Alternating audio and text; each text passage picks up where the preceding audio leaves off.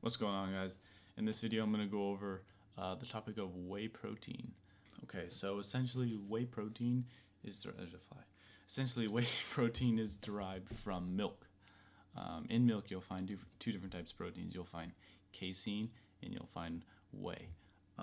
Casein is a slower digested protein, and whey is a faster absorbed protein. So how they make protein powder is they take milk and they put it through a series of strainers and purifying processes where they basically just strip out all the things they don't want, the things that aren't protein, so your fats, your carbs. And after it goes through all these processes, you get whey protein concentrate. So concentrate is about 80% protein, but also you have some fats and some carbs in there, and also some lactose. So then this is where isolates come into play. Isolates are strained and purified further to where you remove almost all of the fat and all of the carbs, so you have a pure protein, and that allows it to be absorbed quicker. And it's not a significant difference in absorption rates, but there is a difference. In hydrolyzed, they basically partially break down the structure of the protein, which allows it to be absorbed more quickly. So yeah, that's the differences between the three proteins. You have your whey concentrate, which is 80% protein, and it's still a great protein, but it does have some fats and some carbs in there. And then you have your isolates, which is the pure form, is faster absorbing, and then hydrolyzed, which allows it to be absorbed the fastest. So when you're going to buy a whey protein, the things to look for, it's really what you're using it for. You do not need to have a hydrolyzed isolate to build muscle or drink after workout. I mean, the price differences are usually somewhat significant depending on the brands, but the benefit from it is not as significant as the cost, I would say, in most cases. You'll do just fine with a concentrate or a concentrate and isolate mix, which is like gold standard, 100% gold standard whey. That's a concentrate and isolate mix. That's a great protein. There's no real benefit from getting a hydrolyzed isolate. So yeah, if you're gonna get a protein, I would get a concentrate and isolate mix. That's probably your best bet. You'll get the biggest bang for your buck, because protein is expensive. It's like gas. It's an expensive commodity. So if you're gonna get a protein, I'd recommend getting a concentrate and isolate mix. Something like gold standard, 100% gold standard whey. That's a pretty good protein. What I actually picked up today is, let me show you.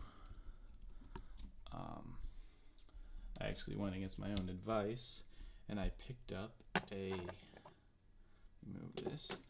picked up this ISO 100 hydrolyzed whey protein isolate. The reason I went with this is it has 5.5 grams of BCAAs, and many other amino acids.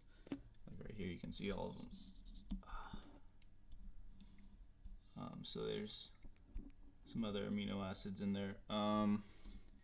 And when I was looking at prices, this is about 1.6 pounds, and there's 25 servings, I believe.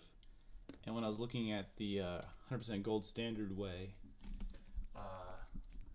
the gold standard whey had 30 servings, and it was $2 cheaper, which to me, it wasn't a big difference. And even though the absorption rate isn't that much greater or significant with this hydrolyzed isolate, I thought, why not get it? It was not that much more expensive. So I just figured, if it's not even that much more expensive, why not just get the isolate, So that's what I went with. I tried it today. Flavor's decent. Doesn't taste. It's not the best tasting protein I've ever had, but it's not that bad. I've had worse, and it's pretty good protein. Probably wouldn't recommend it for people that don't have a lot of money to blow. I'd go with probably gold standard if you don't have a lot of money to blow. just in this instance, I only had about $30 to spend, and this was around $30. It was actually $30 exactly. So I went with this. Was not that much more expensive for the amount of servings than the gold standard, so that's what I went with. Another thing I wanted to mention about the protein I bought is its only purpose for me really is going to be after my workouts. I'm not going to use it in shakes or anything throughout the day, so really I just need the fastest absorbing protein after my workouts. I drink it right after I work out. I fill it up right there and I shake it up and then I drink it. So it's just to be drinking on the spot and just get some protein in my muscles before I eat.